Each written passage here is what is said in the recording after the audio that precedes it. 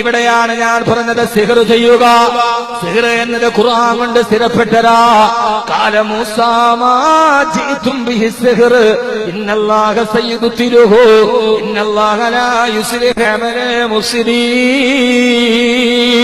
സിഹർ ചെയ്യൽ മഹാപാതകമാ. നിന്റെ എതിരാളിയുടെ കച്ചവടം തകരാനോ അവന്റെ ആപത്തുകൾ വരാനോ ഏതെങ്കിലും ആളുകളെയോ മൂർത്തികളെയോ സ്വാധീനിച്ചിട്ട് സിഹർ ചെയ്താൽ വല്ലാഹി പടച്ചതമ്പുരാനെ തന്നെയാണ് സത്യം, അല്ലാഹു പൊറുക്കുകയില്ല, നിന്റെ അമലുകൾ സ്വീകരിക്കപ്പെടുകയില്ല. സിഹർ ചെയ്യൽ 7 വൻപാതകങ്ങളിലെ രണ്ടാമത്തെ കൊടുംപാതകമായി. ശിർക്ക് കഴിഞ്ഞാൽ ബുഖാരിയുടെ ഹദീസിലെ രണ്ടാമത്തെ പാതകം അത് സിഹർ ചെയ്യലാണ്. എത്ര ആളുകളാണ് സിഹർ ചെയ്യുന്നത്? അങ്ങനെ ചെയ്യുന്നവർ അല്ലാഹുവിലും അന്ത്യദിനത്തിലും വിശ്വാസമുള്ള പടച്ചറപ്പിനെ പേടിയുള്ള ആലിമീങ്ങളോ ആത്മീയ ചികിത്സകരോ അത് ചെയ്യാറില്ല. അങ്ങനെ ആരെങ്കിലും അത് ചെയ്യുന്നെങ്കിൽ പണത്തിന്റെ കൊതി കൊണ്ട് ചെയ്യുന്നെങ്കിൽ അവൻ യഥാർത്ഥ ചികിത്സകനല്ല. അല്ലാഹു നമ്മൾ അതിൽ നിന്ന് കാത്തുരക്ഷിക്കുമാറാകട്ടെ.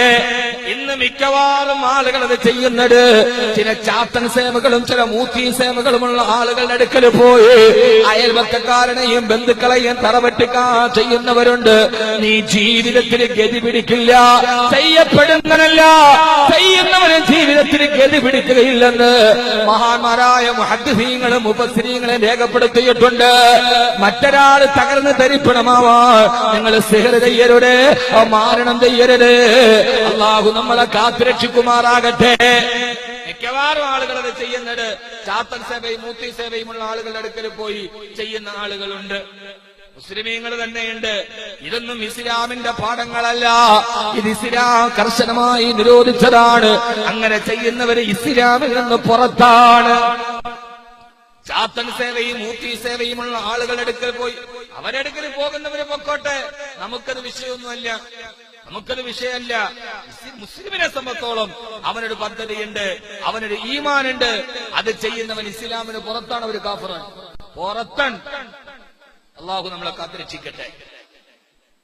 ഇത് പറഞ്ഞപ്പോ ആമീൻ എന്തൊരു ശക്തിയാ മിക്കവാറും നടക്കുന്നുണ്ടെന്ന് എനിക്ക് തോന്നുന്നു. ആമീൻ കേട്ടിട്ട് ഇത് ചെയ്യിക്കുന്നത് ചില അന്യമതസ്ഥരായ മൂത്തി സേവയും ചാത്തൻ സേവയൊക്കെയുള്ള അന്യമതസ്ഥരായ ചികിത്സകരുണ്ട്. അവരുടെ അടുക്കൽ പോയി ചെയ്യുന്നവരുണ്ട്. നിങ്ങൾ ഇസ്ലാമിന് പുറത്താണ്, പിന്നെ നിന്റെ അമലുകൾ അല്ലാഹു സ്വീകരിക്കില്ല.